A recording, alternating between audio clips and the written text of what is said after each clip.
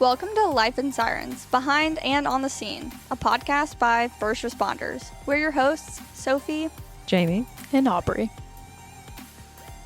The content provided in this podcast is for informational and educational purposes only and should not be considered medical advice.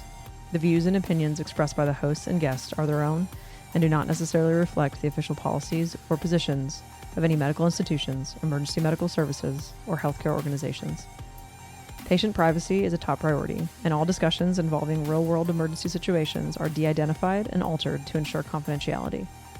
Always consult with a qualified healthcare professional or your local EMS protocols before making any decisions regarding patient care or medical practices. Listener discretion is advised, as some topics may include discussions of real-world emergency situations.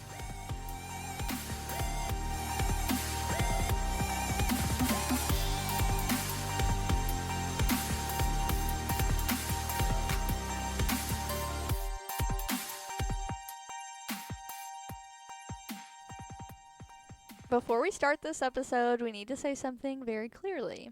This is not a normal Life in Sirens episode. We're not teaching protocols, we're not debating a hot take, we're not doing banter or rapid-fire clinical pearls. What you're about to hear is a true story, told slowly, deliberately, and factually, about how a routine EMS call became a homicide investigation. This episode is going to run differently than anything we've done before. There won't be quick transitions, there won't be segments, there won't be a reset every few minutes. We are telling one story from beginning to end. You'll hear it the way it unfolded, from the 911 call, to the bedroom, to the courtroom, and finally, to the EMS report that made all of it possible. This is not about medics playing detective. It's about medics doing their job so well that the truth couldn't be buried. Everything in this episode is real. The people are real, the deaths are real, the documents are real. Some of it is uncomfortable, some of it is quiet, and some of it will make you think differently about how you write a chart.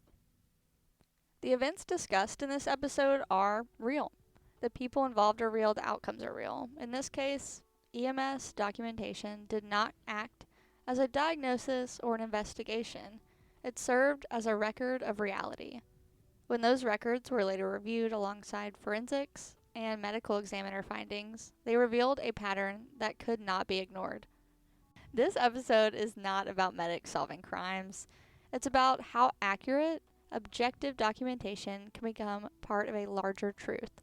Sometimes, years after a call is closed, what you write today may one day be read in a context you never expected. Part 1. The morning David Castor died. On the morning of August 11th, 2005, in a quiet suburban neighborhood in Clay, New York, Stacy Castor picked up her phone and dialed 911. Her voice on the line was controlled. She told the dispatcher that her husband, David Castor, was not breathing. She said she had just woken up and found him in bed. The dispatcher instructed her to begin CPR. She did not. When EMS was dispatched, it was coded as an unresponsive male not breathing. It was the kind of call that happens thousands of times a day across the country. A middle-aged man was found in bed, no trauma reported, no screaming, no chaos. These are the calls that almost always end the same way.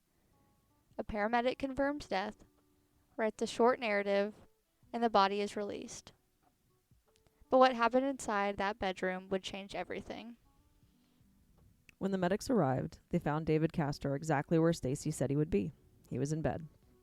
There were no signs of struggle, no overturned furniture, no broken glass, no blood. The scene was quiet. That matters, because in death investigation, chaos and violence leave marks. This room did not look like violence. It looked like a normal bedroom. David was already deceased. His skin was cool, there was no pulse, no respirations, no response. From a purely clinical perspective, there was nothing that would have suggested homicide at first glance. A sudden cardiac death in a man of his age would not have been unusual. But EMS does not just look at bodies. EMS looks at environments.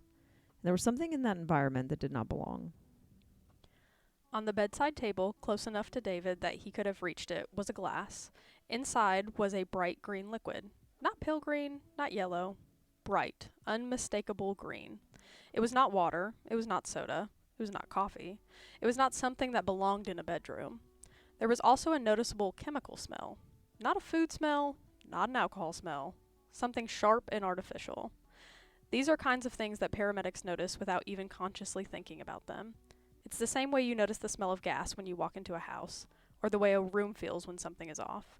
You might not know why yet, but you know it does not fit. Stacy Castor stood in the room while EMS assessed her husband. She did not scream. She did not cry. She did not panic. That in itself does not mean anything. People respond to shock in different ways. But what she did do was repeat the same simple statement. She had woken up and found him not breathing. That statement would become important later, because timelines matter in death investigation. And the first version of the story is usually the most honest one. The paramedics did not accuse Stacy of anything. They did not test a liquid. They did not declare a crime. They did what EMS is trained to do. They documented what they saw. They documented the presence of the glass. They documented the color of the liquid. They documented the chemical odor. They documented that David Castor had no obvious medical condition that explained this sudden death. And because of that documentation, they made a decision that altered the course of the case. They did not release the body as a natural death. They contacted law enforcement. They reported the scene was suspicious. That call is the dividing line between a homicide and a burial. In many jurisdictions, if EMS declares a death and does not identify anything suspicious, the body can be released directly to a funeral home. No autopsy, no toxicology, no police. The opportunity to investigate disappears. But in Clay, New York, on that morning, EMS made sure that did not happen. Police arrived. The bedroom became a sealed scene. The glass on the nightstand became evidence. David Castor's body was sent to the medical examiner instead of a mortuary. And once the medical examiner became involved, the story that looked ordinary began to unravel. At the autopsy, the medical examiner found something that could not be explained by natural disease. David Castor's blood contained ethylene glycol. Ethylene glycol is the primary chemical in antifreeze. It's colorless, odorless, and sweet tasting when mixed with other liquids. It causes severe metabolic acidosis, kidney failure, and cardiac arrhythmias. People who ingest it often appear to have a medical emergency rather than a poisoning. The green liquid in the glass was tested. It was antifreeze. David Castor had not died in his sleep. He had been poisoned. When police began to investigate, they did what investigators always do. They looked at who had access to David Castor, who was with him, who benefited from his death. The answer was his wife. But there was something even more disturbing waiting for them. David Castor was not Stacy Castor's first dead husband. Ooh. Yeah. Dun dun dun. 5 years earlier, in the year 2000, Stacy's first husband, Michael Wallace, had died suddenly. At the time, his death had been ruled natural. No one had questioned it. No one had suspected poisoning. But when investigators exhumed his records and re-examined the toxicology, they found the same thing, ethylene glycol. Antifreeze, 2 husbands, same poison, same wife. The chances of that happening by accident are essentially zero. What had looked like 2 unrelated medical deaths were now clearly 2 homicides separated by 5 years, and both of them had nearly been missed. As police closed in, Stacy Castor attempted to rewrite the story. She poisoned herself with antifreeze and left behind a handwritten note blaming her daughter for David's death. What an asshole. Yeah. Blamed her own kid? What the heck? The note claimed that the daughter had killed David and that Stacy was taking her own life out of grief. But Stacy survived. Handwriting experts later concluded the note was forged. Toxicology showed that Stacy had ingested antifreeze, but the circumstances did not match a genuine suicide attempt. The story collapsed. Stacy Castor was charged with second-degree murder, forgery, and evidence tampering. At the trial, the evidence was clinical and methodical. toxicology, the glass, the autopsy reports, the timeline, the prior husband's death. Stacy Castor was convicted and sentenced to 51 years to life in prison. And all of it started with something so small that it almost didn't exist. A cup on a nightstand. Part 2. The cup on a nightstand. When people think about how murders are discovered, they usually imagine detectives, crime labs, or confessions. They imagine yellow tape and flashing lights. But most homicides do not start that way. Many begin quietly in bedrooms, bathrooms, and living rooms, with a body that looks like it simply stopped working. Those are the deaths that slip through the system. Those are the ones that become funerals instead of investigations. David Castor's death almost became one of those. When EMS entered that bedroom in Clay, New York, nothing about it demanded attention. The bed was mostly made. The room was neat. There was no blood, no sign of forced entry, no physical struggle. That is exactly why what they did notice mattered so much. They noticed a cup. In death investigation, objects are not just objects, they're context. A medication bottle can explain why someone stopped breathing. A syringe can explain a collapse. A glass of water can explain aspiration. But when an object has no explanation, it becomes a question. The glass on David Castor's nightstand had no explanation. It was not something that belonged to any normal bedtime routine. It was not a beverage. It was not a prescription. It was not something his wife could immediately account for. So EMS wrote it down. That sounds simple. It's not. Most EMS charts are written in environments that are loud, rushed, and emotionally charged. Medics are trained to focus on airway, breathing, circulation, medication, and transport decisions. But in deaths, especially ones that appear natural, it's easy to narrow your focus to the body and ignore the room. That is what makes this case so important. The paramedics didn't narrow their focus. They documented the whole scene. They didn't interpret. They didn't speculate. They wrote what they saw. The green liquid was the difference between an autopsy and a burial. It was the difference between a homicide and a statistic. It was not the medic's job to know what it meant. It was their job to preserve the fact that it existed. When law enforcement arrived, they found a scene that was already documented. That documentation established that the glass was present before police entered the room. That matters. It establishes a chain of custody. It establishes that the object was not planted. It establishes that it was part of the original scene. That is what gives forensics evidence legal weight. Ethylene glycol poisoning is one of the most common substances used in domestic homicide because it looks like illness. People who ingest it become nauseated, confused, and lethargic. They may complain of abdominal pain. They may collapse. They may go into cardiac arrest. In a hospital, they look like a medical patient. Without a reason to test for it, many of these deaths are never identified as poisoning. The Castor case is a textbook example of how that happens and how it can be stopped. Once David Castor's autopsy revealed antifreeze, the entire case pivoted. Investigators were no longer asking how he died. They were asking who had given it to him. And the only person who had been with him was Stacy. That is when police began to reconstruct the timeline. When had David last been seen alive?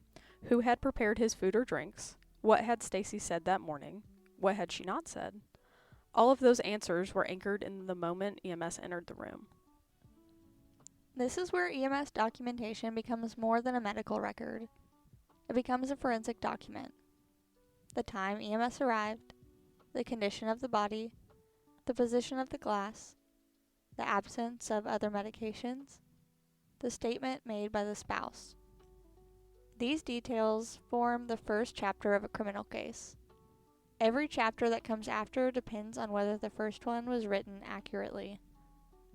When investigators reopened the death of Stacy's first husband, Michael Wallace, they found something chilling. He had died the same way David did, quietly, in bed, with symptoms that looked like illness. And because nothing suspicious had been documented at the scene in 2000, his death had gone unquestioned. It took the EMS documentation in 2005 to expose the pattern. 2 deaths, same poison, Same person, 5 years apart. One had been missed, one had been caught. The only difference was that someone wrote it down. Part 3. The first husband. Before David Castor ever drank antifreeze from a glass on his nightstand, another man had already died the same way. His name was Michael Wallace. He was Stacy Castor's first husband, and when he died in 2000, no one suspected that a crime had taken place. Michael Wallace was found ill in his home. He had nausea, vomiting, and weakness. He was transported to a hospital. His kidneys began to fail. His blood became acidic. He deteriorated rapidly. He died days later. To physicians, these findings were consistent with a variety of medical conditions: kidney failure, sepsis, metabolic derangement. His death was ruled natural. No criminal investigation was opened. At the time, nothing in the scene suggested otherwise. That is what makes poison so effective in domestic homicide. The symptoms overlap with common illnesses. The body breaks down in ways that look medical rather than violent, and unless something forces forensic testing to occur, the truth stays buried. Michael Wallace's medical record showed severe metabolic acidosis and kidney failure. Those are classic signs of ethylene glycol poisoning, but they're also seen in many medical conditions. Without a known exposure, no one looks for antifreeze. So Michael Wallace's death became a statistic instead of a case. When David Castor was poisoned 5 years later, the situation was almost identical. The symptoms would have looked the same, the collapse would have looked the same, the death would have looked natural. The only difference was that in 2005, someone saw something that did not belong. A cup. When investigators reopened Michael Wallace's death, they ordered a toxicology review. Stored samples from his autopsy were tested. They contained ethylene glycol. Michael Wallace had been murdered. What had once been considered a tragic illness was now clearly a homicide. This is one of the most uncomfortable truths in forensic medicine. Many poisonings are never discovered. They're buried under diagnoses. They're lost in lab values. They disappear into death certificates that say things like renal failure or cardiac arrest. They're not wrong, but they are incomplete. Michael Wallace did not die of kidney failure. He died of antifreeze poisoning. But no one knew to ask that question until EMS asked it 5 years later in another man's bedroom. The timeline mattered too. Michael Wallace had been married to Stacy when he died. He had life insurance. Stacy benefited financially from his death. David Castor also had life insurance. 2 husbands, 2 insurance policies, 2 deaths by the same poison. The pattern is now impossible to ignore. This is where the Castor case moves from a single homicide to something much larger. It becomes a demonstration of how long a murderer can operate when deaths look medical. It also becomes a demonstration of how one moment of documentation can pull years of buried truth into the light. Part 4. The fake suicide. By the time investigators confirmed that David Castor had been poisoned, Stacy Castor knew that the story she had been telling was falling apart. Police were asking questions. Toxicology reports were coming back. The glass on the nightstand had become evidence. And that is when Stacy Castor attempted to rewrite reality. In September of 2007, more than 2 years after David's death, Stacy was found unconscious in her home. She had ingested antifreeze. Beside her was a handwritten note. The note claimed that Stacy's daughter had killed David Castor by poisoning him. It stated that Stacy was taking her own life because she could not live with what had happened. On its surface, it appeared to be a confession and a suicide, but it was neither. When Stacy was taken to the hospital, doctors were able to treat the antifreeze poisoning. She survived. That in itself created a problem for the story in the note. A person attempting suicide with antifreeze usually does not survive. It's not a fast poison, it causes prolonged suffering, and the dose and timing did not add up to investigators. More importantly, investigators were already deeply familiar with ethylene glycol. They'd been studying it since David's death. They knew exactly how it affected the body. They knew how long it took to work. The numbers did not match Stacy's version of events. Handwriting experts were brought in to analyze the note. They compared it to known samples of Stacy Castor's writing. The results showed that the note had been written by Stacy herself, not her daughter. The timeline also did not work. The note described events that could not have happened in the order claimed. The poisoning of David could not have been carried out the way the note described.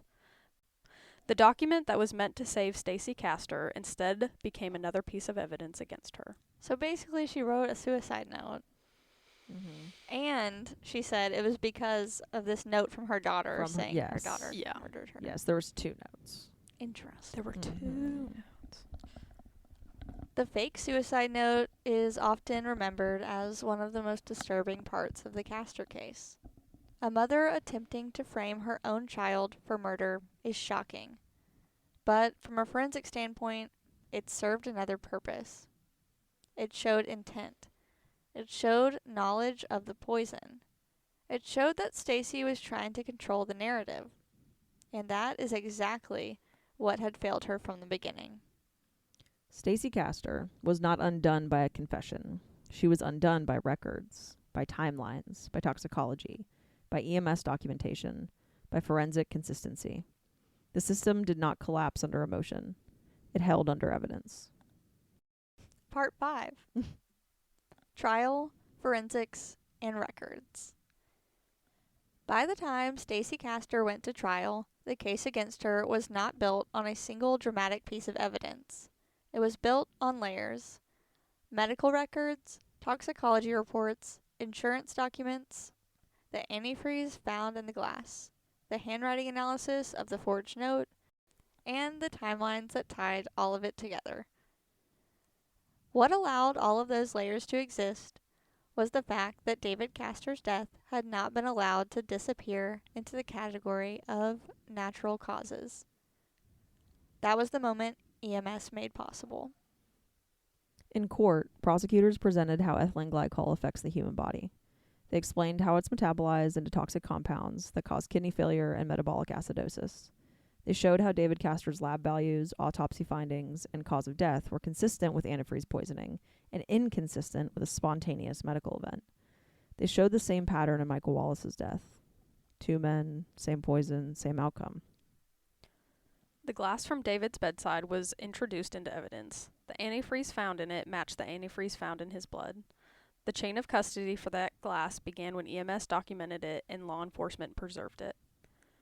That is not a dramatic moment. There's no music, no spotlight, but without that step, that glass would not have existed in that courtroom.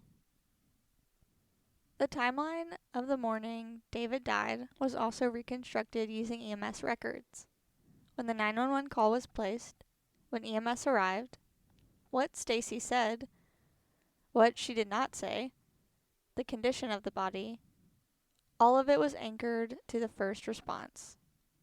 Those details prevented the defense from rewriting history. Stacy Castor was convicted of second-degree murder, forgery, and evidence tampering. She was sentenced to 51 years to life in prison.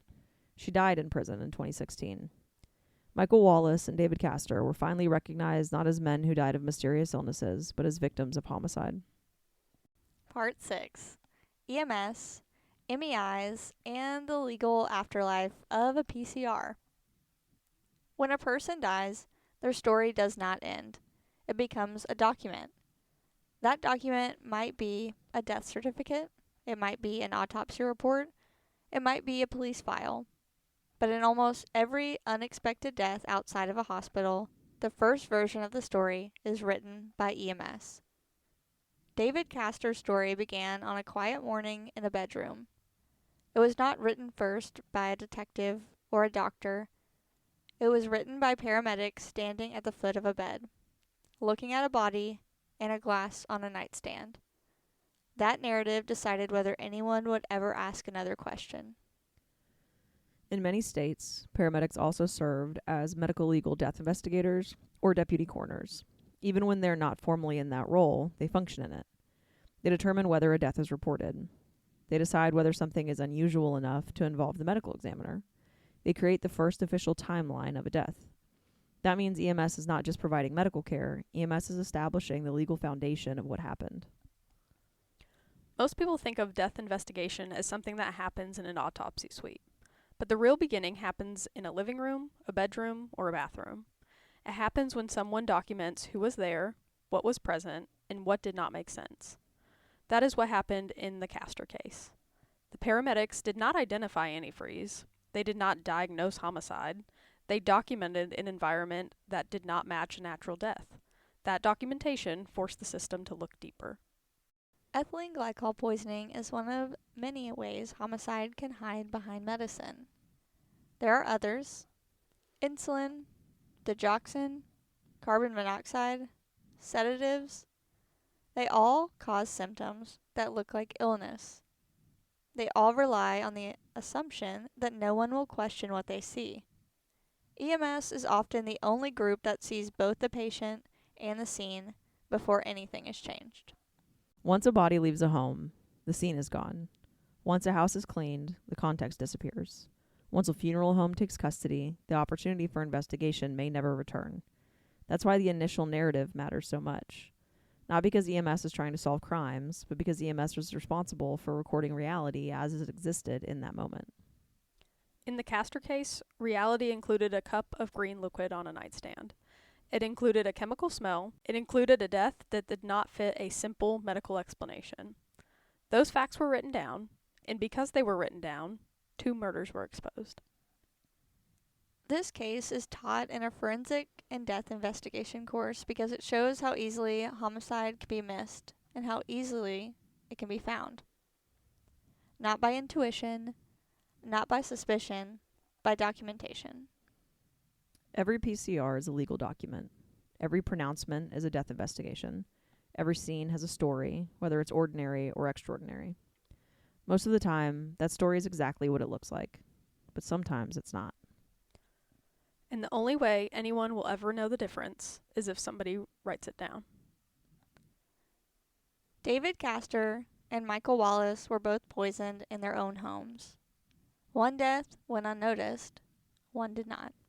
The difference was not the poison, it was the record. When we started this episode, we talked about a cup on a nightstand. Not because it was dramatic, not because it was shocking, but because it was real. A glass of green liquid sat next to a man who would never speak again. And the only reason anyone ever asked why is because someone wrote it down. EMS is not here to solve crimes. We're here to record what happened. And sometimes that's all justice needs. A timestamp, a sentence, a detail no one else thought mattered. David Castor and Michael Wallace were not saved by medicine. They received justice through documentation. So the next time you walk into a quiet room with a still body, remember that you are not just closing a call. You are opening a record that may be read for decades. This is Life in Sirens, and this was EMS True Crime. Dun dun.